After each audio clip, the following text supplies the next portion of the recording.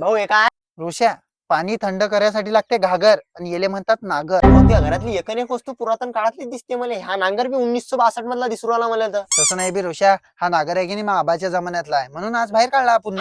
भाऊ मी तर ऐकलं तो आबा भल्ला लावून बाज होता. शिल्लक नको बोलून ऋषा, मग आबा नेक माणूस होता, पुरा अंटसवाला. आबा का तू गांधी बुटा समज रही है? गांधी गांधी होता, मग आबा आंधी होता.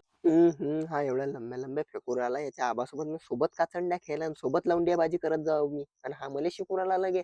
ते काही सांगू नको मला, हे सांग कसं झुकतात तर. हे घे ऋषा, हे पकडता, हे समजा ग्रीप आहे, हे हँडल हँडल हे हँडल आहे, आणि ते तटी बैल झुपत असतात तिकून तसं. भाऊ ते तर समजलं मला, याला हँडल वगैरे वगैरे म्हणतात, स्टेरिंग गिरिंग अशी हे. पण याला इंजन कायच लागते, नासाचं की कोणतं हॉर्स पॉवर वगैरे वगैरे लागतं? अरे असं फालतू नको बोलू, याला बैल झुपणं पडतं, याला नासा फासाचं इंजिन नसते. काऊन भाऊ, हे पहिल्या जमान्यात काय ट्रॅक्टर कुकडे मायबहीण करत होते? तसं नसते ऋषा, पहिल्या जमान्यात ट्रॅक्टर गिक्टर नव्हते. असंच हे होतं, नागर गिगर जुन्या काळातले. आणि आपले डवरे आहे की नाही, हे आता तरी या जमान्यात लोखंडाचे आहे, पहिले लाकडी होते. आता लोकांना काय हायब्रिडचा माल खायला भेटू राहिला, शिपेल सापेल.